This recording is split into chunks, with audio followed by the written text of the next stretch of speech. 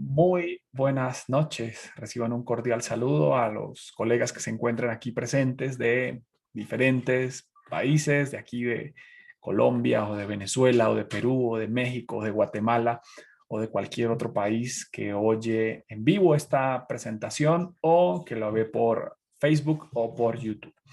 Estamos en la lectura de la segunda parte de la NIA 550, una NIA de un tema muy especial y son las partes relacionadas o las partes vinculadas. Intentaremos hacer un pequeño resumen de un minuto sobre el club de lectura pasado y lo que leímos en la sesión pasada. Y es que las partes vinculadas tienen de por sí el sello de riesgo, riesgoso. ¿Por qué una parte vinculada es riesgosa o una parte relacionada? El riesgo está en que las transacciones, en que las relaciones, en que las revelaciones no se hagan de la misma manera como si se hiciesen con una parte que no se tuviera relación. Ejemplo, si se hacen en libertad absoluta, dos terceros firman un contrato, hacen una venta, hacen una compra, hacen un suministro, y esos dos terceros no se conocen, están en independencia mutua, ¿cierto? Se espera que esos dos colegas, perdón, que esas dos instituciones tengan relaciones con esa independencia mutua. En otras palabras, que las compras, que las ventas, que los suministros o que cualquier otro tipo de relación no tenga ningún sesgo, ningún tipo de, como se dice aquí en Colombia, de amaño, ¿sí? Que la relación se dé por lo que dicte el mercado, por el valor que dicte el mercado. El riesgo en las partes vinculadas es que no siempre es así, porque se tiene una relación, porque se tiene una influencia, ¿sí?, con un tercero y ese tercero puede o no dictar las reglas, dictar los precios, sean o no de mercado, acomodar las transacciones. Ese es el sello riesgoso de las partes vinculadas. Ahora, ¿qué dice la norma en sus primeros párrafos donde nos quedamos leyendo? Aquí está la NIA 550. La NIA va a decir, bueno, Daniel, empecemos a mirar la norma con el sentido de las NIAs. Y vamos a recoger el sentido de las NIAs y como lo mencionábamos antes de la grabación, antes de cámaras, vamos a intentarle dar sentido a todas las normas, algo que es muy complejo, con el siguiente comentario. La mayoría de normas va a tener la siguiente estructura. Estructura teórica, estructura técnica, ¿sí? Lo primero que va a decir es, Daniel, necesitamos que vea esta transacción, este hecho, este inventario, esta propiedad de inversión, esta estimación, esta parte vinculada, en fin, cualquier transacción o hecho que esté en los estados financieros con dos ojos. Entonces vamos a hacerlos aquí en dos grandes niveles. El primer nivel es el nivel de los riesgos. Este nivel depende de la visión del auditor, depende de lo aguda de su visión. Los riesgos no están, en la mayoría de los casos, latentes, no están presentes, no están manifiestos, ¿no? Los estados financieros ni las revelaciones en muchas ocasiones van a mencionar, ¿no?, un riesgo. Oye, tenemos un riesgo de sobreestimación, un riesgo de subestimación, un riesgo de fraude. No se va a mencionar a principio. El auditor debe tener la suficiente competencia profesional para que logre identificar los riesgos, ¿sí? Y esa identificación de riesgos es un ejercicio más que cuantitativo, es un ejercicio cualitativo. Entonces, lo que va a mencionar siempre la norma en la mayoría de estándares es, necesitamos la identificación de los riesgos, necesitamos hacer esa mirada cualitativa, no solo la mirada cuantitativa, ¿sí? No solo son las transacciones significativas, las que superen 10, 12, 15 veces la materialidad. No, en un principio, el ideal de la norma es que usted logre identificar los riesgos. Y no es una tarea fácil la identificación de los riesgos. ¿Por qué? Porque los riesgos Hay que buscarlos. ¿Sí? Tal vez con la mirada cuantitativa, que es la segunda mirada que vamos a mencionar aquí, la mirada de el valor, el monto, la mirada de lo material, del valor, de la importancia relativa o de la materialidad. ¿Sí? Esa segunda mirada sea un poco más cercana a nosotros, porque si nos dicen, oye, auditemos las transacciones que estén por arriba de $2,000, todos podemos hacerlo. Hacemos un filtro, buscamos en el software contable o en donde estén los registros contables y buscamos las transacciones que superen los $2,000, transacciones débito o transacciones crédito o saldos contables. Y los auditamos, le hacemos un proceso. O sea que eso, ese sentido es un poco más cercano a nosotros. ¿Sí? Y la norma va a abogar por eso y va a decir, bueno, por favor, vamos a la mirada cuantitativa. Pero nótese que es una de las miradas con las que se ven las NIAs. La mayoría y el énfasis de las NIAs es hacia los riesgos. Todas las normas de las cuales tengo memoria, todas las normas primero dicen vamos por los riesgos y luego no me olvide lo cuantitativo, o sea, lo de dinero. Entonces, en esta NIA es igual. Esta NIA va a decir, Daniel, ¿dónde estarán los riesgos en las transacciones entre partes relacionadas? Y puedo mencionar, después de releer esta norma, antes de preparar este club de lectura, que los riesgos están identificados en 3 grandes grupos en las partes relacionadas. Entonces, coloquemos aquí como título, partes relacionadas. ¿Sí? Y los riesgos están en 3 grandes grupos. El primer grupo son las transacciones que no se revelen, las transacciones que la administración oculte, que omita, que no revele. Son las más difíciles, las más peligrosas, porque si no las revela, es porque están fuera de la contabilidad, fuera de los registros contables, pero fuera de los registros, pero dentro de la operación. Entonces, la no revelación le hace al auditor más complejo, muchísimo más complejo el trabajo. La pregunta es, ¿cómo me entero yo de las transacciones que me oculta la administración? Que me oculta el gobierno corporativo, que me oculta el contable. ¿Cómo me entero? ¿Cierto? Gran reto. Y entonces el enterarse, la norma dice, oye, Daniel, pues para enterarse de algo que puede estar fuera de la contabilidad, la única manera es a través de indagaciones, o sea, a través de entrevistas. No hay otra manera. El segundo gran riesgo que está presente en esta norma y que vamos a mirar y que hace parte de lo cualitativo, encerremos aquí esto como cualitativo. El segundo gran riesgo está en las transacciones que son ajenas al negocio, a la operación, a lo que se dedica la empresa. ¿Y qué pasa con esas transacciones que son ajenas? Hay un grupo, un conglomerado que puede tener empresas de salud, pero también puede tener empresas que se dedican a la venta de automóviles, pero son partes relacionadas. Entonces lo que dice la norma es, tenga cuidado, Daniel, porque si bien es cierto, estas transacciones son ajenas, pero estas, al contrario de las anteriores, están dentro de la contabilidad. Están dentro. Entonces, son transacciones que no tienen que ver nada con el negocio. Oye, si alguien se dedica a la compra o a la venta de automóviles, pues no debe haber una transacción, por ejemplo, para el mantenimiento de piscinas.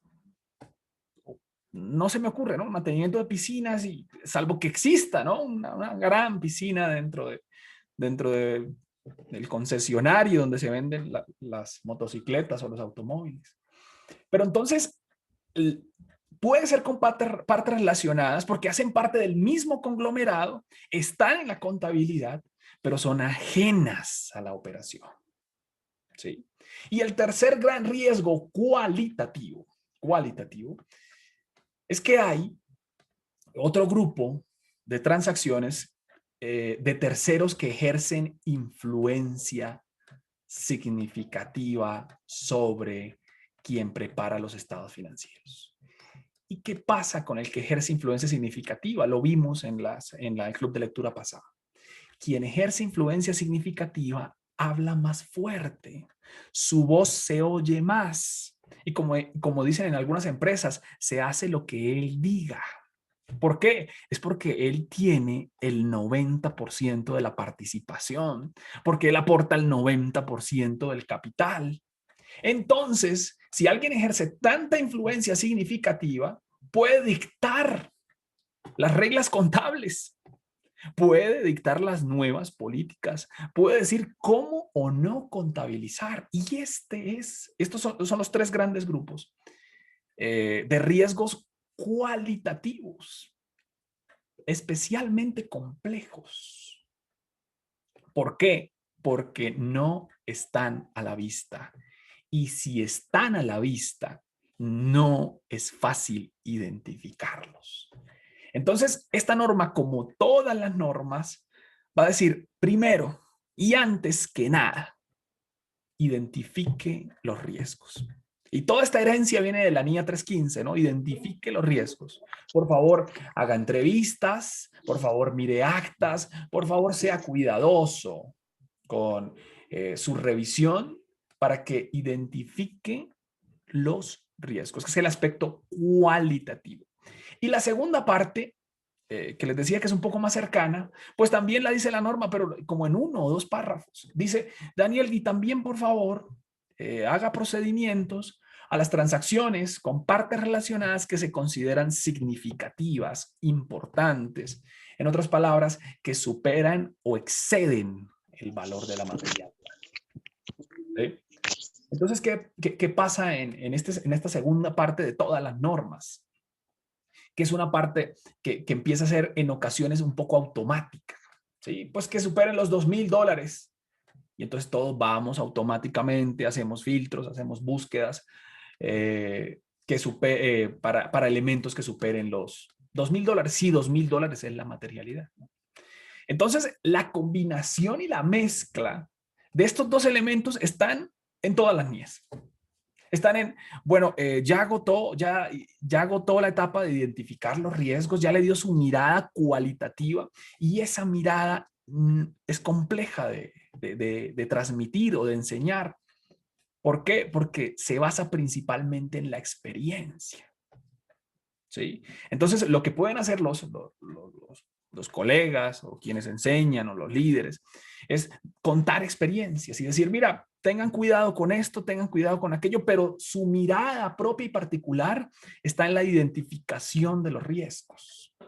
Ahora, ¿qué pasa en los términos de la norma? En los términos de la norma, esa frase se va a repetir en todas las normas y va a ser riesgo de incorrección material.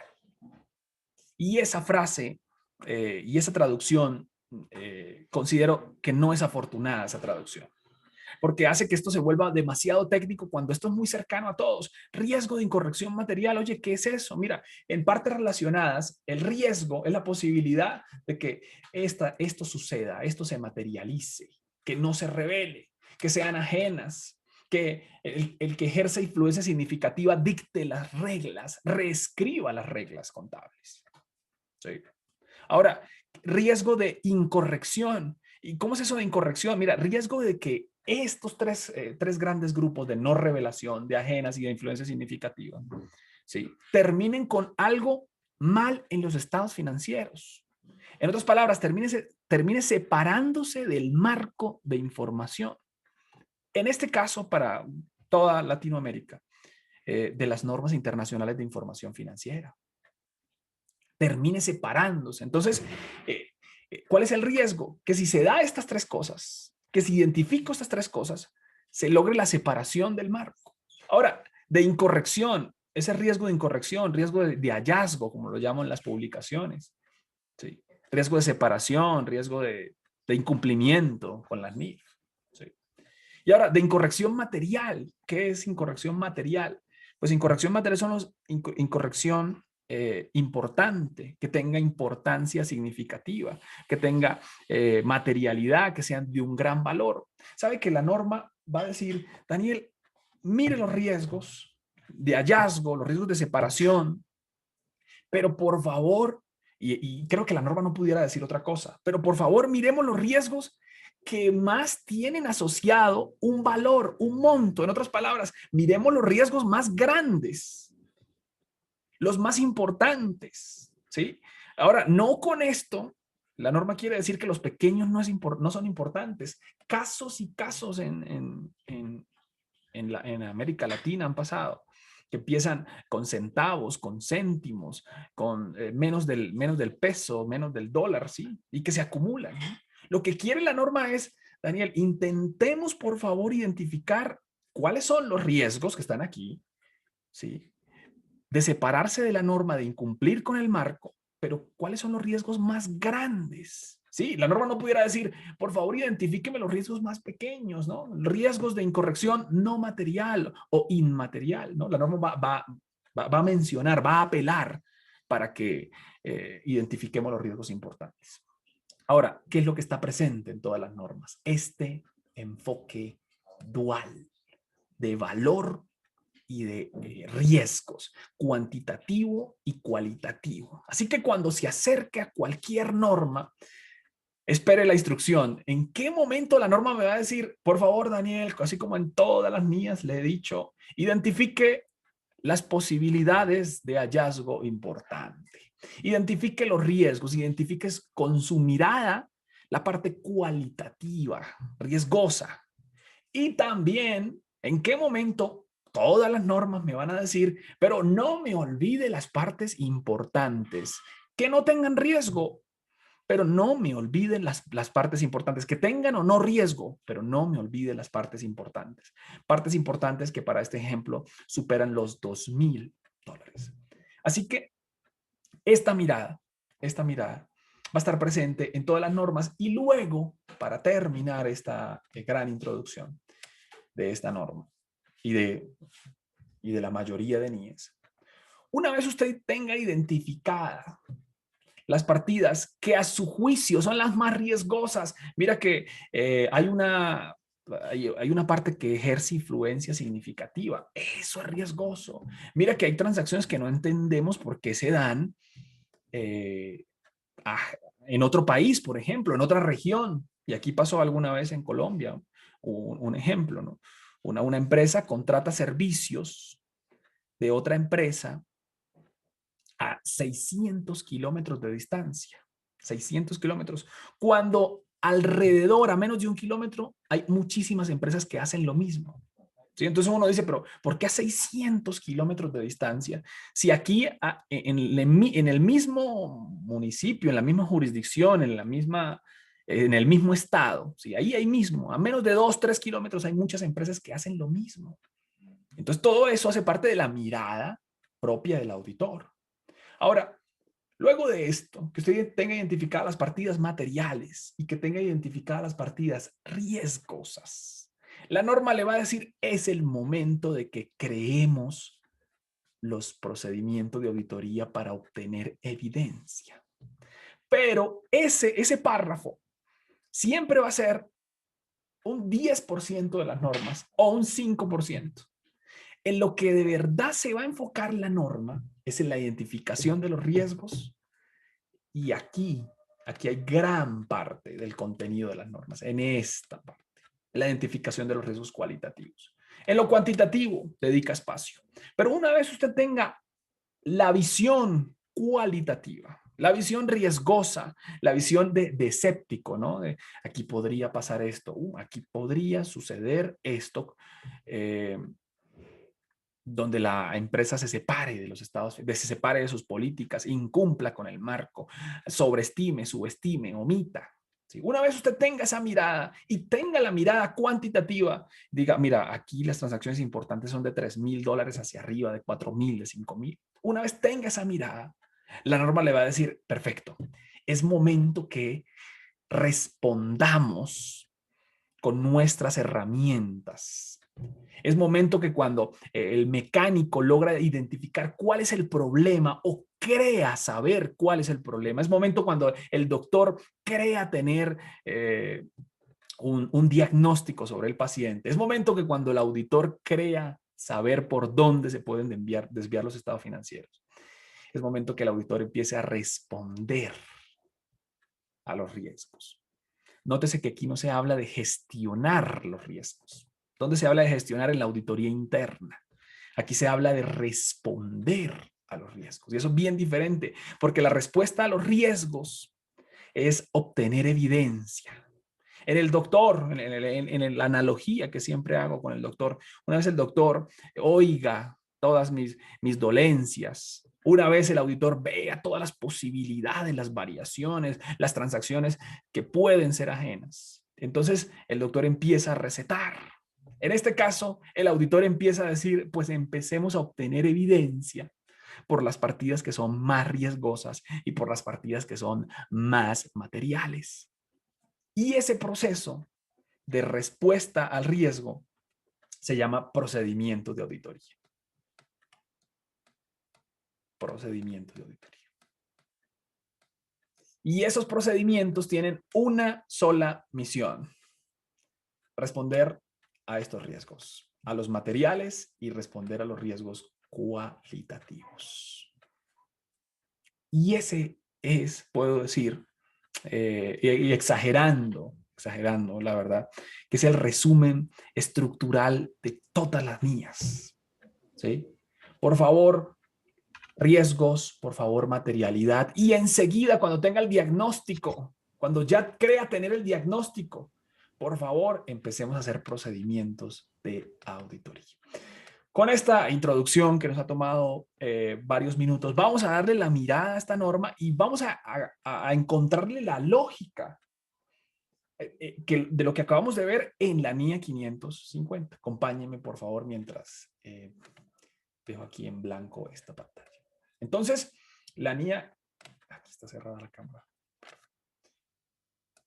Ahora está abierta. Entonces, la NIA 550, la leímos hasta el párrafo 13, hicimos las definiciones, pero quiero empezar otra vez desde el 11. Nótese, va a comenzar el párrafo 11 diciendo, Daniel, por favor, como en todas las NIAs, ¿dónde está el riesgo? ¿Dónde está la posibilidad de hallazgo? Necesito su mirada para que identifique los riesgos, para que los valore los riesgos. ¿Sí? Y entonces la valoración del riesgo tiene dos elementos, ¿no? La valoración del riesgo, puedo mencionarlo también, entre tantos elementos. ¿Cómo sé que algo es riesgoso?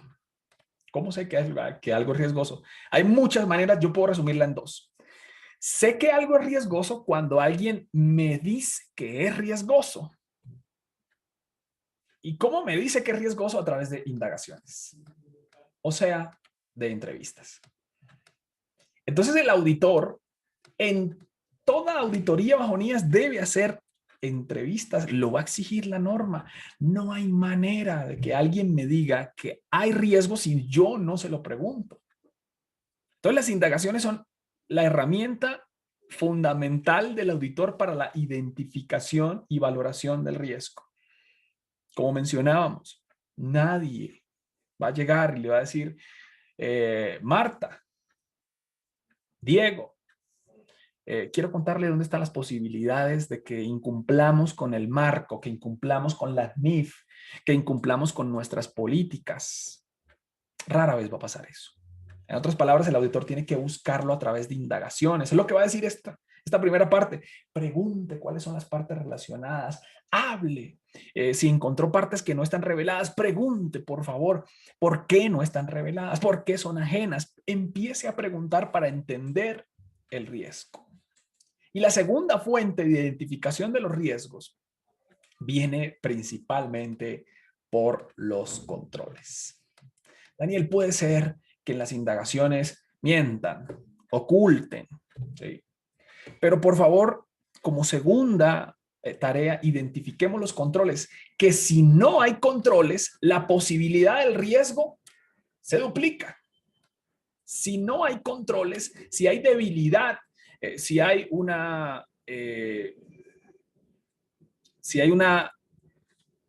estoy buscando la palabra, si hay una resistencia, esa es la palabra, a los controles, si el dueño del proceso Si quien maneja el proceso tiene resistencia a los controles, enseguida la norma le va a decir, hay más posibilidad de riesgo.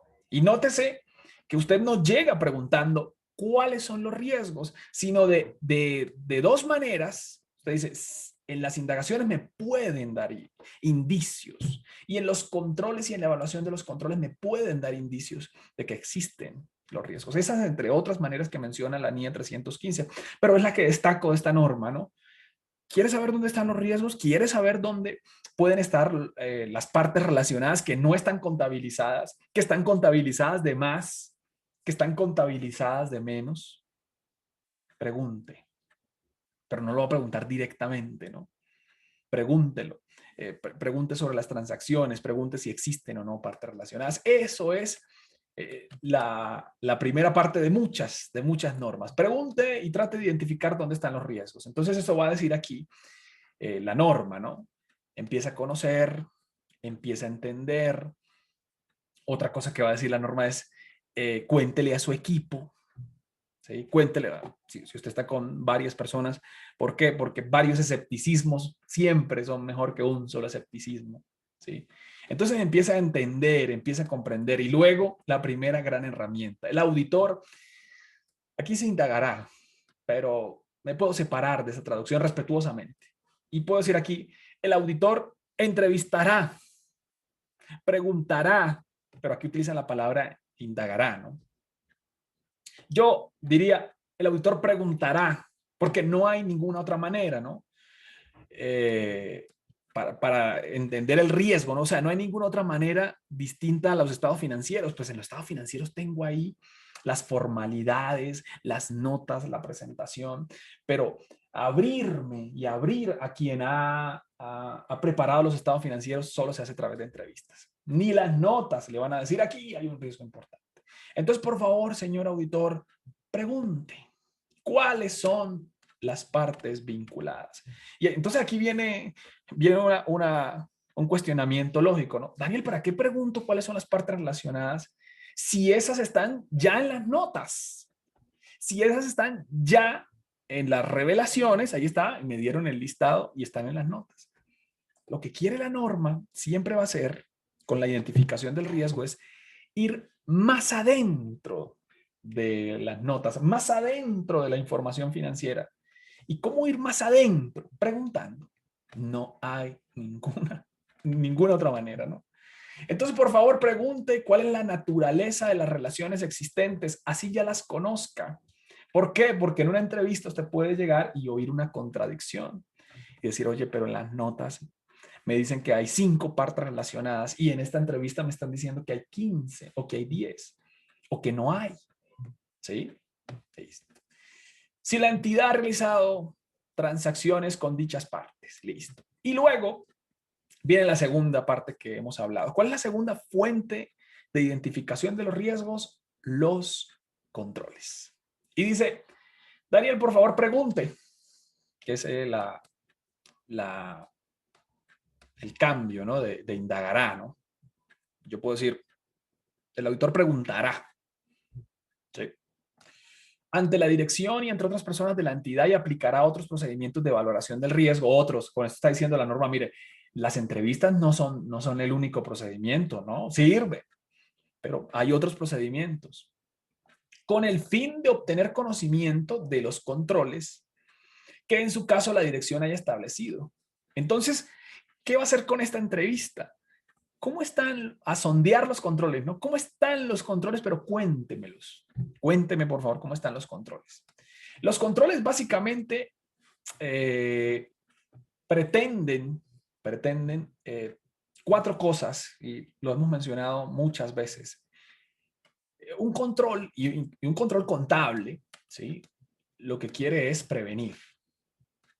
Esa es su principal tarea, ¿no? Entonces, si hay una política contable, lo que quiere es prevenir, que se separen los estados financieros del marco. Si hay un manual, si hay un formato, si hay una conciliación, la mayoría de esos controles quieren prevenir que se separen los estados financieros del marco. ¿Sí? Lo segundo que pueden querer los controles es detectar. Entonces, con una conciliación, con una confirmación externa, se podría detectar, ¿no? Sobre todo con una conciliación. ¿Sí? Y luego también quieren corregir, claro. La misión del auditor es que no se pasen cosas, pero si se pasan, corregirlas antes de tiempo. Y una cuarta misión de los controles es persuadir. Es una misión importante, ¿no? En otras palabras, si el auditor, perdón, si el que prepara la información financiera siente que las políticas, que los comités, que la segregación de funciones, que la revisión del auditor externo puede ser muy buena, le persuade a hacer cosas incorrectas. Ideas de persuasión. Mira, lo mejor es que no lo hagamos porque el auditor Hugo probablemente nos revise. Lo mejor es que no lo intentemos. Entonces, si eso logra, si esa persuasión logra los controles, fenomenal, ¿no? Ahora, ¿qué vamos a preguntarle aquí a la dirección? Señores, vamos a preguntarle sobre los controles y vamos a preguntarle lo siguiente. ¿Han establecido algún control para identificar, contabilizar y revelar las relaciones? Lo más probable es que nos digan que sí. Sí, claro que hemos identificado, claro que hemos contabilizado y claro que hemos revelado y tenemos controles tales como el software contable, se hacen revisiones periódicas, etcétera. Entonces, a través de la entrevista se conocen más detalles porque probablemente yo ya haya leído, ¿sí? Eso ya lo leí en un manual, lo leí en los procedimientos internos, lo leí en una guía para preparar los estados financieros. Pero aquí estoy tratando de obtener un poco más de detalle, ¿sí? Sobre esos controles. Y autoriza y aprueban las transacciones, ¿sí? El control base, el control de todos los controles es la segregación de funciones. ¿Sí? Es el control más importante, me atrevería a decir, la segregación. Impedir que una persona haga todo un proceso y todo un procedimiento. Impedir. Cuando incluye una segregación de funciones, impido, ¿no? Impido que la persona sea la que autorice, contabilice, ajuste, revise, venda, haga descuentos, etcétera, etcétera, etcétera. Entonces, lo que está diciendo aquí la norma es, Daniel, mire y pregunte si hay segregación de funciones respecto a las transacciones entre partes relacionadas. ¿Alguien autoriza las transacciones? ¿Sí? ¿O normal? ¿O nadie las autoriza? ¿Alguien las aprueba o no reciben aprobación? Nótese que los dos, las autorizaciones y las aprobaciones, hacen parte de una segregación de funciones. Pues si una persona es la que se encarga, si es que tenemos una sola persona encargada de todas las transacciones entre partes relacionadas. En otras palabras, ella es la que autoriza, ella es la que aprueba, ella es la que contabiliza, ella es la que ajusta, ella es la que reclasifica, ella es la que realiza las revelaciones. Entonces, eso es un llamado de atención para decir, ojo con su punto de vista cualitativo, ¿sí? Porque aquí puede haber un riesgo. Y luego la norma sigue tratando de mostrarme más riesgos, ¿no? Bueno, especial atención a la información sobre partes vinculadas al revisar los registros o documentos. Dice el párrafo 15. Los documentos, durante la realización de la auditoría, al inspeccionar los registros o documentos, el auditor mantendrá una especial atención, aquí le está hablando al punto de vista cualitativo, ¿no? A aquellos acuerdos u otra información que puede indicar la existencia de relaciones o transacciones con partes vinculadas que la dirección previamente no hubiese identificado o revelado al auditor. Como yo ya hice una entrevista, como yo ya le pregunté cuáles eran las partes relacionadas, entonces la norma me advierte, me dice, por favor, afine su mirada para ver qué no le han dicho, qué le ocultaron, si le ocultaron algo, ¿no? Así que preste especial atención. Dice, en concreto, por favor esté muy atento a lo siguiente, a las siguientes pistas, a los siguientes riesgos. Aquí se llama una palabra que me gusta muchísimo, a los siguientes indicios. No he empezado, la verdad, hasta aquí a auditar. no he empezado a responder a los riesgos. Como le digo, la mayoría de normas hacen un énfasis muy largo, muy extenso a la identificación de riesgos. Sigo identificando riesgos. En concreto, al objeto de detectar indicios de la existencia de relaciones o transacciones con partes vinculadas que la dirección previamente le haya ocultado, por favor, hágase lo siguiente. Trate de buscar información fuera, ¿sí? Entonces, confirmaciones de bancos y de los asesores jurídicos obtenidas con motivo de los procedimientos aplicados por el auditor. Entonces, si usted quiere dudar de lo que le acaban de decir, de lo que le acaba de mencionar, mira, Daniel, estas son las 10, las 5 partes relacionadas, pues por favor, busque pistas fuera. Los bancos pueden mencionarle, ¿no? Sí, ¿cuáles son las cuentas asociadas de todo este conglomerado? Y entonces ahí asocian cuentas. Si usted se da cuenta, oye, esta cuenta bancaria, este banco, esta entidad financiera no está dentro de la contabilidad. ¿Sí? Actas de juntas de accionistas. En las actas hay elementos de riesgo. Hay, no siempre en las actas, hay un punto de vista unánime, ¿no? En muchas actas, perdón, en muchas juntas, si son grandes, siempre hay alguien que dice, pues no estoy de acuerdo, pues hago mi salvamento de voto, pues dejo mi constancia, no estoy de acuerdo. Y muchos auditores, me incluyo, no le prestamos la suficiente atención a las actas, sino simplemente vamos a los registros contables, a las descripciones, a las notas contables, y estamos solo en el software contable recaudando información. Cuando la norma me dice, Daniel, ¿cómo va a encontrar usted pistas de terceros que le hayan ocultado si no va a otros elementos distintos a los que ya están? ¿Qué es lo que está en contabilidad? Por favor, ojo con los otros registros, dice el literal C, o documentos que el auditor considere necesarios según las circunstancias concretas de la entidad. Entonces, si usted quiere realizar un procedimiento, hacer otra entrevista, valorar cifras, buscar un tercero, información en un tercero que sea fiable, por favor hágalo. Es lo que va a decir la norma. Párrafo 16. Sigo identificando riesgos.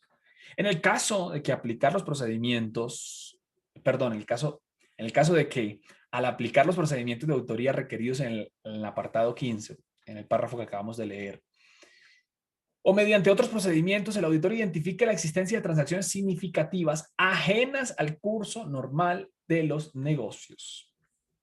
Indagará, preguntará, hacer entrevistas ante la dirección sobre. Entonces, la norma dice, mira, Daniel, si usted confirmó con los bancos para saber si había un tercero que le estaban ocultando, leyó actas, hizo los registros o hizo los procedimientos de identificación de riesgo que consideró necesarios. ¿Sí? Y usted se da cuenta que ahí hay un riesgo de transacciones ajenas al curso normal de los negocios, pero ahí me atrevería a decir, si usted se da cuenta también de influencia significativa, así como de transacciones ajenas, pues por favor, pregunte. Y pregunte lo siguiente. O de transacciones no reveladas también. Pregunte lo siguiente. La naturaleza de dichas transacciones ajenas, ¿sí?, o que puedan tener influencia significativa. Pregunte la naturaleza de dichas transacciones. La posibilidad de que participen en ellas partes vinculadas. Entonces, si hay transacciones ajenas al curso normal, la norma dice, hay una altísima probabilidad, alta, que sean con partes vinculadas o con terceros que puedan acordar condiciones que no sean de independencia mutua.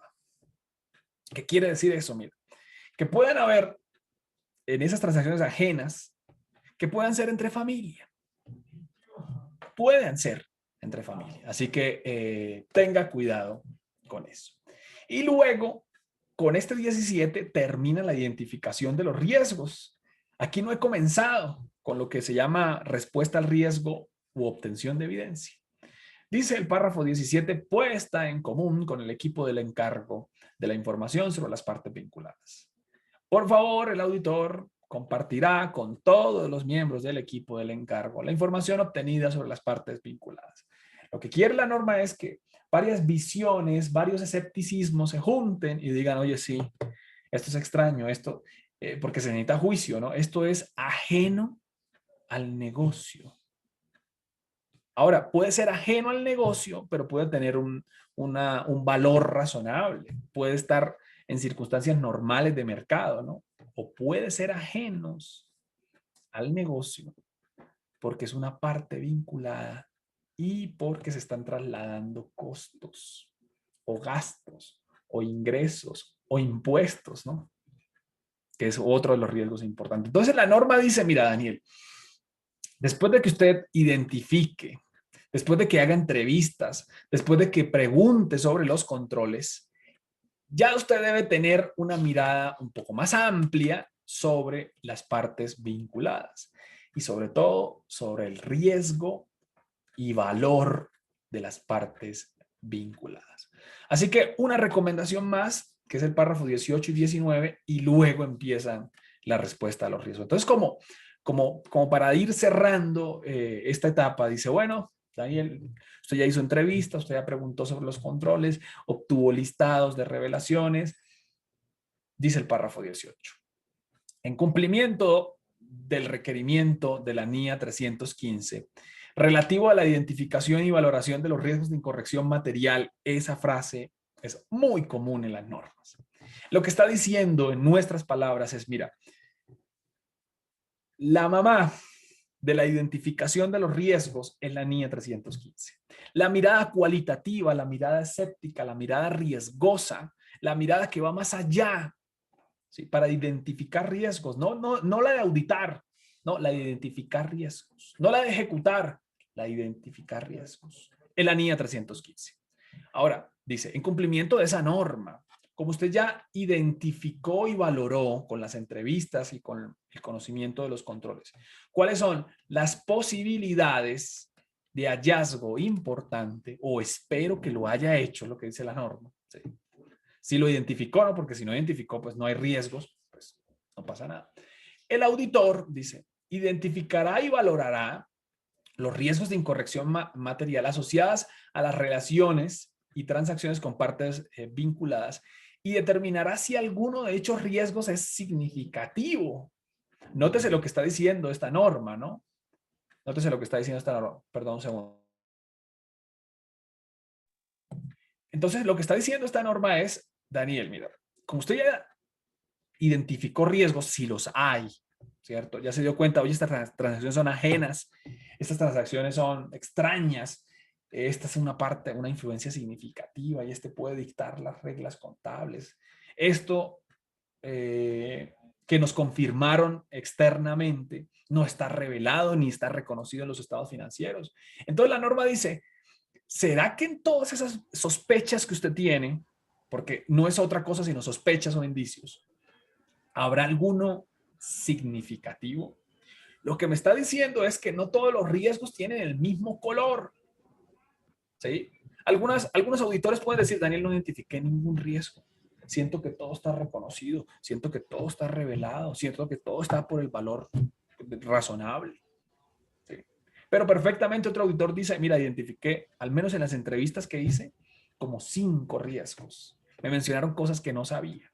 Entonces lo que quiere la norma es que priorice los riesgos, porque no todos los riesgos tienen la misma importancia, el mismo color. ¿Sí? Entonces, por favor, dígame cuál es significativo y cuál es no. Difícil. Solo está en la mirada cualitativa del auditor. Solo está en la mirada cualitativa. ¿En qué me puedo acercar yo? ¿En cuáles son los significativos por el valor? Eso se lo puedo decir. O al menos lo puedo determinar. Mira, nos hablaron de una transacción de más de $100,000 con una parte relacionada. Y además no tiene, al menos para nosotros, relación directa con la actividad principal de la empresa. ¿Y por qué digo no creo que tenga o no sabemos si tiene una relación directa? ¿Por qué? Porque estoy en la etapa de identificación de riesgos. Entonces dice, para ello el auditor considerará las transacciones perdón, considerar las transacciones significativas, identificadas que se hayan relacionado con partes vinculadas que sean ajenas al curso normal de los negocios. ¿Sí? Entonces le dice, Daniel, ojo con las que ejercen influencia significativa, ojo con las transacciones ajenas, ojo con las no reveladas, que es lo más complejo, ¿no? Tener riesgos de una transacción que no haya sido ni reconocida ni revelada, difícil. Para mí solo llegará por un tercero que me diga, ojo, ojo no, mire esta cuenta, y voy a revisar la cuenta y no está, ¿no? O llegará a través de una denuncia, de un anónimo, ¿no? Entonces, es bastante complejo. Por eso la norma me está advirtiendo tanto. Y luego Buenas dice, noches. adelante, adelante, por favor, buenas noches. Un gusto saludarla. Le habla Ani Jiménez de Guatemala. No. Interesante la lectura de la norma 550 en relación a partes vinculadas. Y solo quiero, pues, yo creo que no sé si puedo catalogarlo como duda o aporte, pero al final, cuando uno habla de partes relacionadas y la identificación del riesgo entre partes vinculadas, porque a mi criterio es donde tienen mayor riesgo. Y si sacamos a colación las directrices de la OCDE, nos hace mucho énfasis en esas partes vinculadas. Claro, puede ser de que el principio de plena competencia se esté cumpliendo entre partes vinculadas, pero el riesgo existe. Y las mismas directrices nos están hablando del análisis FAR, funciones, activos y riesgos. Entonces, una de las como las posibles para la detección del riesgo podría ser, como bien lo decían, es la entrevista, pero a personal clave. Después de la entrevista personal clave son las personas que están por debajo de esa línea. Claro, el gerente nos va a decir lo que él le considera decir. Y aquí hay que preguntarnos desde qué punto de vista lo estamos viendo. Desde un punto de vista fiscal, desde un punto de vista financiero, porque esta norma hace mucha referencia al análisis financiero. Entonces, también yo recomendaría para los auditores que ven este tipo de identificación de riesgo, leer los términos contractuales, porque a veces difiere. Los términos contractuales dicen algo y de hecho de una manera somera nos van a decir las funciones que realizan y tal vez nos dirán algún riesgo. Pero cabe destacar que cada función conlleva un riesgo. Y aquí la pregunta es cómo es que la persona está mitigando ese riesgo.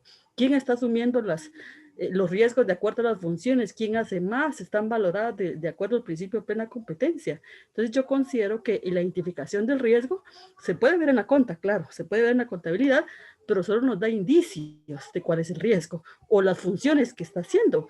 Por ejemplo, se me ocurre que dentro de la contabilidad exista una cuenta de publicidad, por decir algo.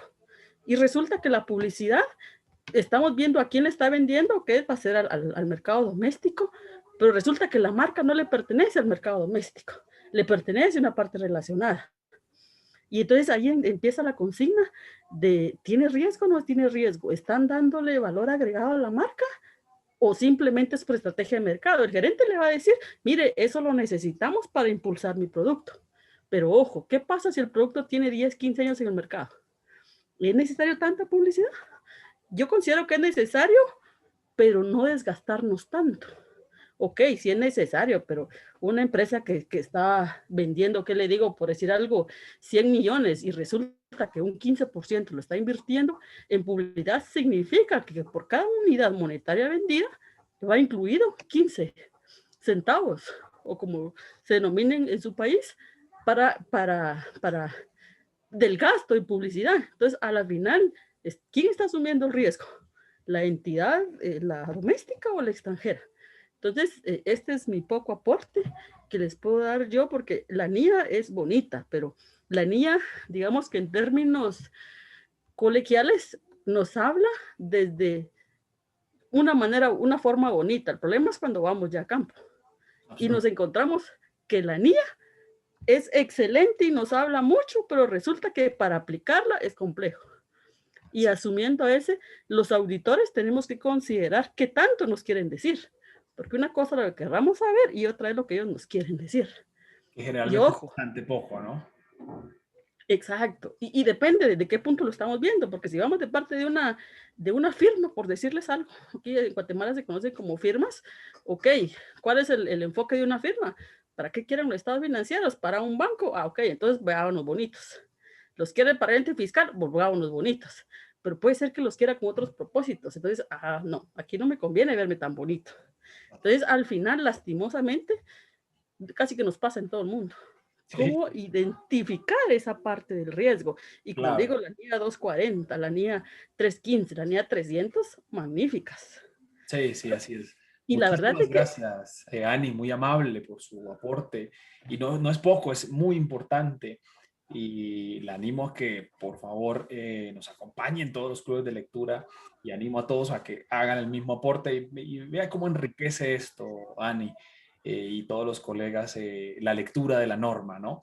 Porque comparto lo que dice Ani, la norma no está lejos, no está lejos de la práctica, pero no puede dictar la práctica. La práctica la hace la visión del auditor, ¿no? Y la norma, Ani, eh, dice cosas muy abstractas, muy generales, muy generales. Las guías se acercan un poco más. Sin embargo, en la práctica es donde se ve que para qué sirve la lectura de la norma. Para afianzar un poco más esa práctica, ¿sí? Para decir, ojo, la identificación de riesgos en esta norma, como en todas las mías, es una etapa que requiere mucho tiempo, inclusive más tiempo que en la misma ejecución o respuesta al riesgo. Muy interesante. Gracias, Ani, muy amable. Muchísimas gracias por su aporte. Eh, muy bueno, porque da otra mirada necesaria a las mías.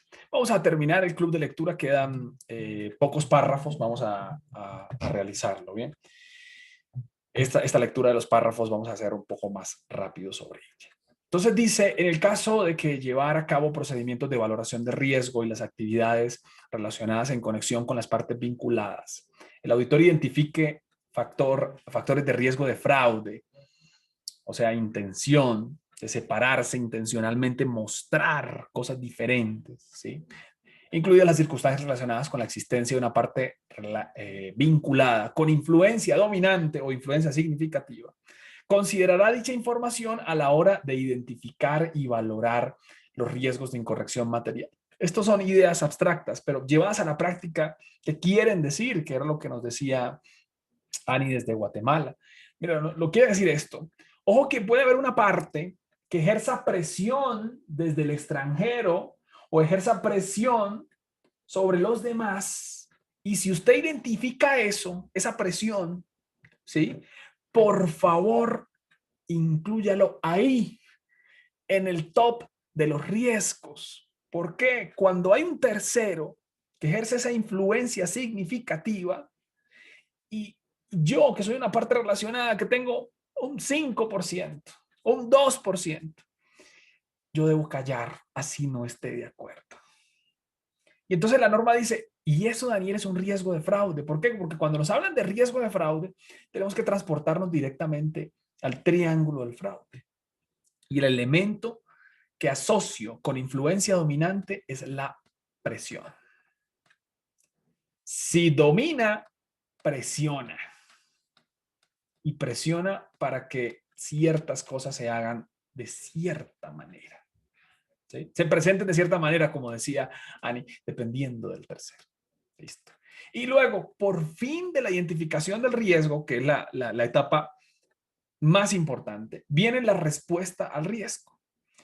Entonces aquí sí, Daniel, usted ya tiene el mapa de riesgos, ya sabe o ya comprende cuáles son las que ejercen influencia significativa, cuáles son las que tienen riesgo de que estén por un valor diferente. En este caso, empiece por favor lo que se llama la ejecución, la auditoría, el obtener evidencia. Ya basta de los riesgos. Hicieron una larga y extensa exposición sobre los riesgos. Entonces dice el párrafo 20. Dentro del requerimiento de la NIA 330, estamos hablando de la NIA de respuesta a los riesgos, de obtener evidencia.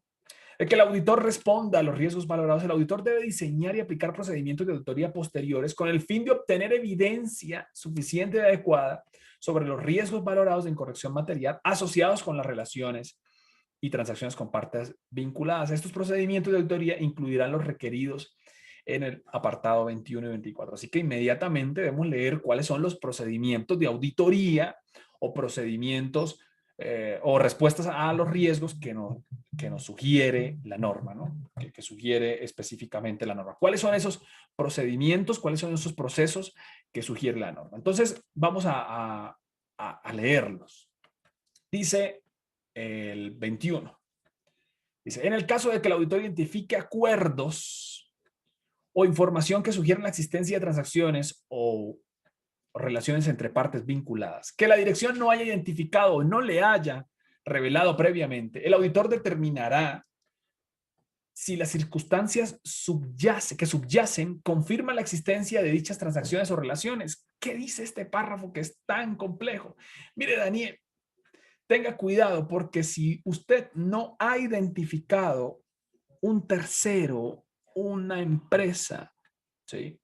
Y se ha enterado a través de una confirmación externa, a través de un acta, a través de cualquier otro documento, tenga muchísimo cuidado porque sobre ello debe hacer procedimientos de auditoría, ¿sí? Luego dice el párrafo 22.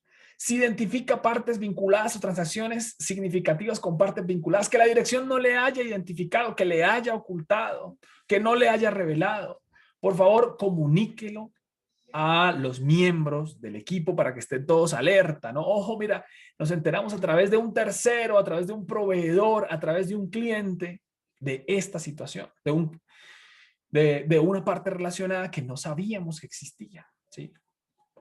En caso de que el marco de información financiera aplicable, en este caso la NIF, establezca requerimientos y sí que establecen, ¿cierto? 2 puntos, dice lo siguiente. Pedirá a la dirección que identifique todas las transacciones realizadas con partes vinculadas, con nuevas partes vinculadas. Entonces la norma está diciendo, Daniel, ojo que va a armar su programa de auditoría, ¿no? Y cuando vaya a armar su programa de auditoría, como tiene el antecedente de que no le revelaron, de que no le mostraron todo, ¿cierto?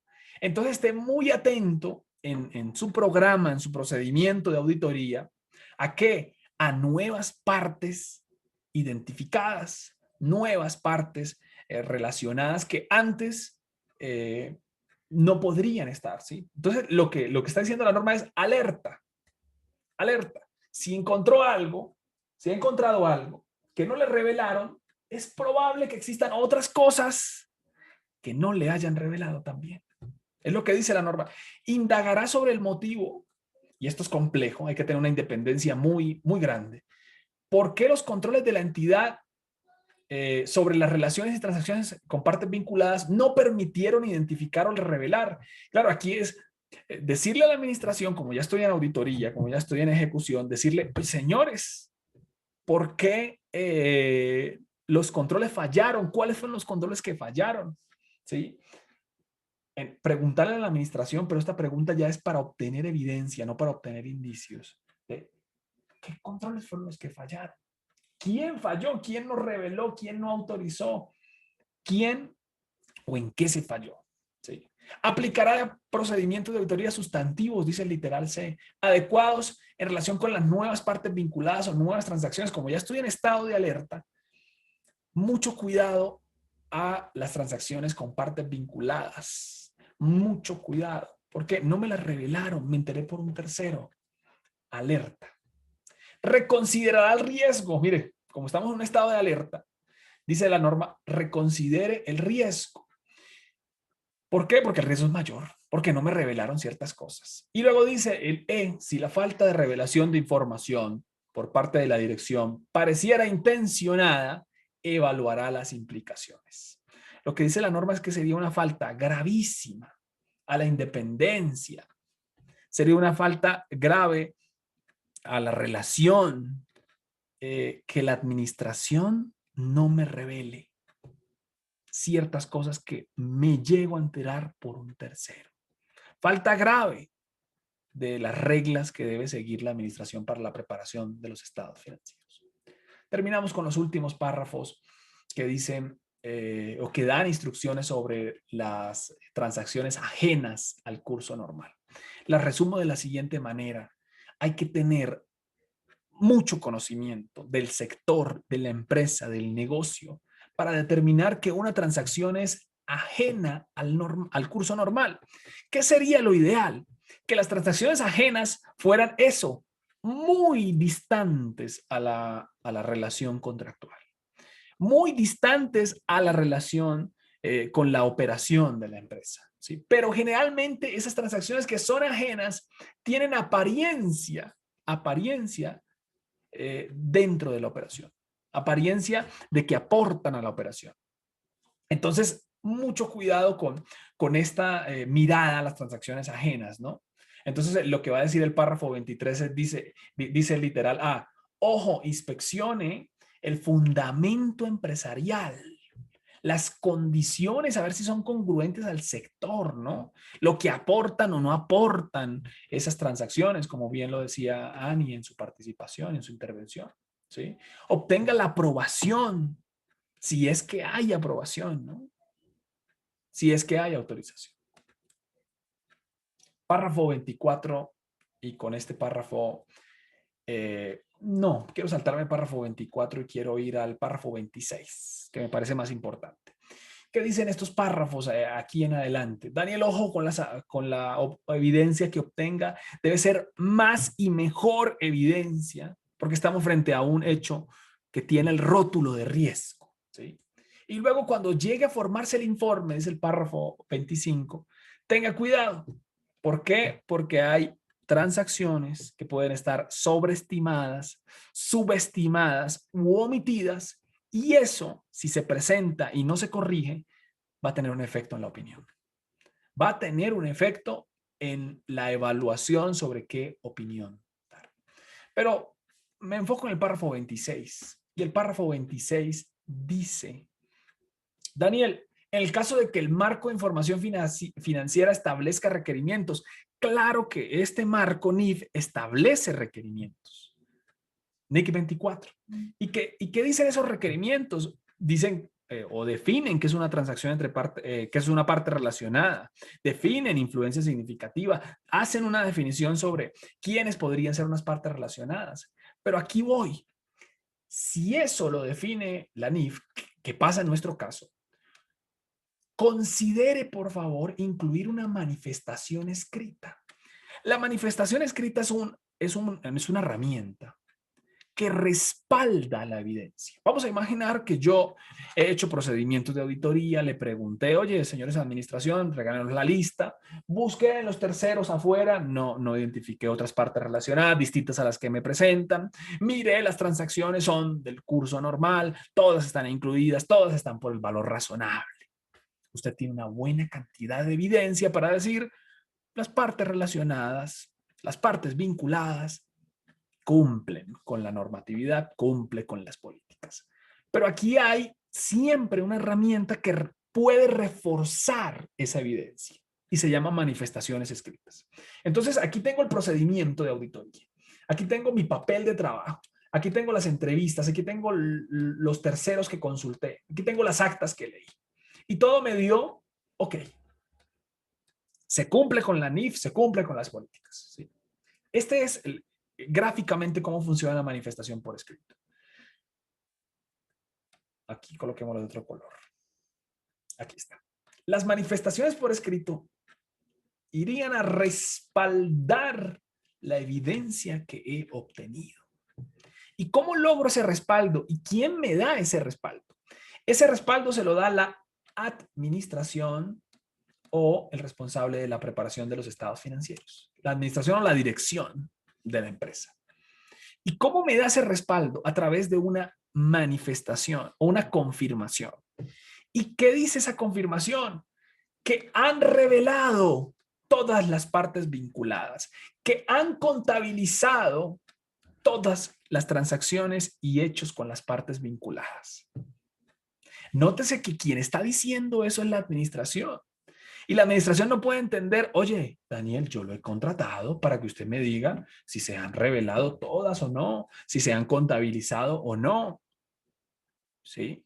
Y la administración puede entender que él está haciendo la auditoría porque él está firmando eso. No. Mire el sentido que tiene la manifestación por escrito. respaldar la evidencia que yo, auditor, he obtenido. Si yo no he obtenido evidencia, no pudiese solicitar una manifestación. Con una manifestación, NIA 580, con una manifestación donde la administración me diga que efectivamente sí reveló, que efectivamente sí contabilizó, yo estoy muy tranquilo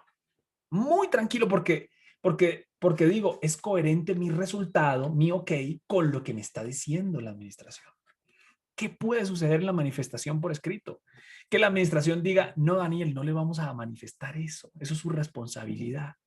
Enseguida esa NIA 580 me dice, Daniel, si no le manifiestan lo que usted ha solicitado, sospeche.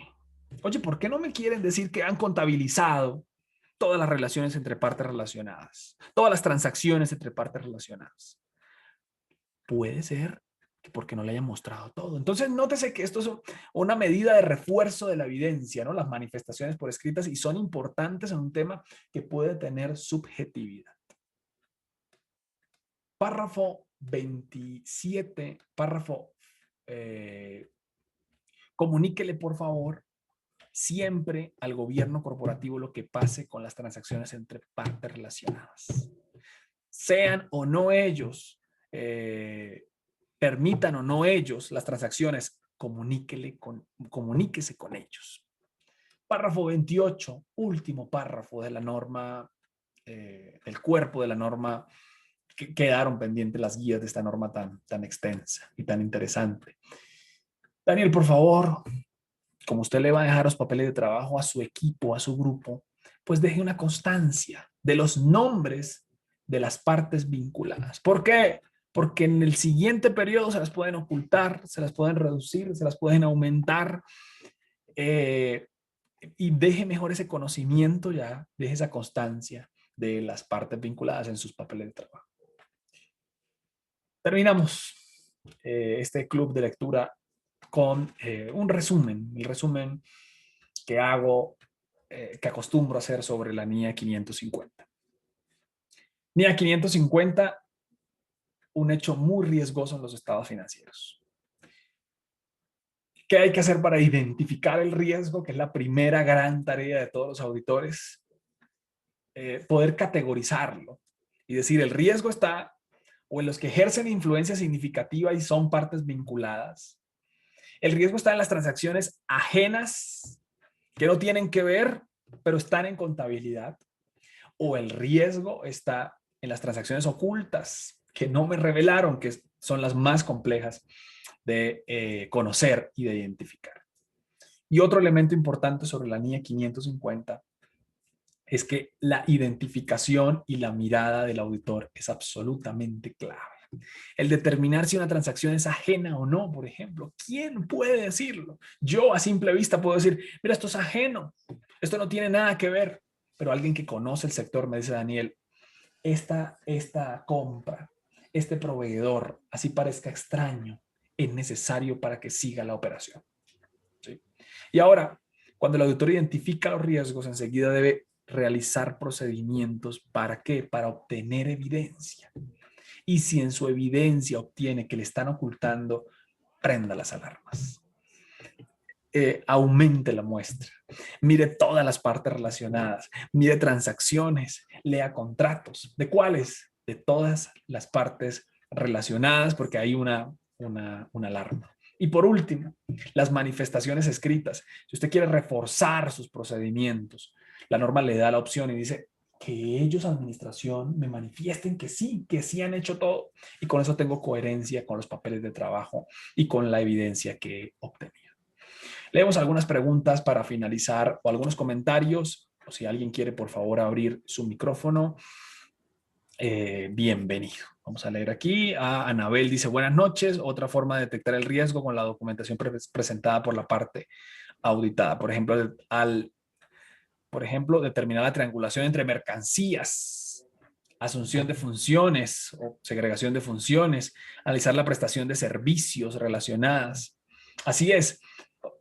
En este caso hay dos maneras, ¿no? La identificación de riesgo. La identificación de riesgo interna, que es más compleja por lo subjetivo que es, ¿no? Y la identificación externa de las partes vinculadas. Así que se puede, y la identificación del riesgo puede venir por esos dos elementos, por esas dos fuentes. Listo. Licenciado Hurtado, ¿puedo hacer mi Adelante, comentario? Muchas gracias. por favor.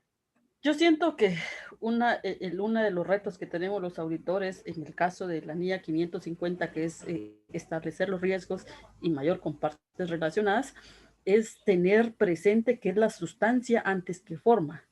Porque la forma, si le falta algo, como están interrelacionadas, si no lo tiene, hágalo. Entonces, para este enfoque es mucho más financiero y es mucho, hay que poner más énfasis en sustancia antes que forma. En forma, les apuesto que la va a encontrar hasta de más. Es más, si usted dígame la forma de esto, le puede preguntar qué quiere. Pero aquí el auditor no tiene que decir qué quiere. La pregunta es qué me va a dar usted. Entonces yo concluyo diciendo de que esta norma hace mucho énfasis, asunción de riesgos, cómo mitigan ese riesgo y como repito, ojo, sustancia antes que forma. Muchas gracias. Interesante la lectura de la NIA 540 de partes vinculadas, muy compleja, pero cuando uno ya está en el ejercicio de la profesión, pues ya se da cuenta de que no dice todo lo que uno quisiera saber, pero sí es una buena guía para empezar a practicar los procedimientos de auditoría. Así es. Muchas gracias. Así es. Al contrario, muchísimas gracias a Ani y extendida la invitación a todos los colegas para que también aporten. Perfectamente válido. ¿Sí? La NIA 240 también dice, mira, los riesgos van a tener apariencia de legalidad. Llevado aquí, como ha dicho Ani, las transacciones entre partes vinculadas muchas veces, salvo que me lo esté omitiendo la administración, van a tener apariencia de legalidad.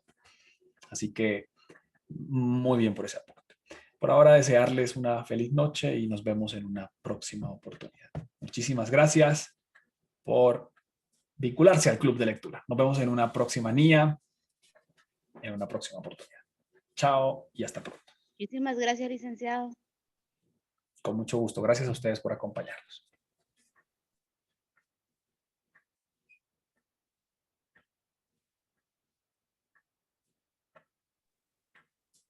Entonces, con base a ello, hace que, ¿verdad?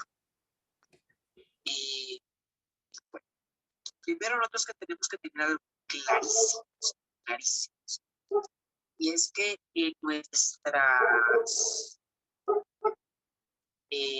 nuestro Código Penal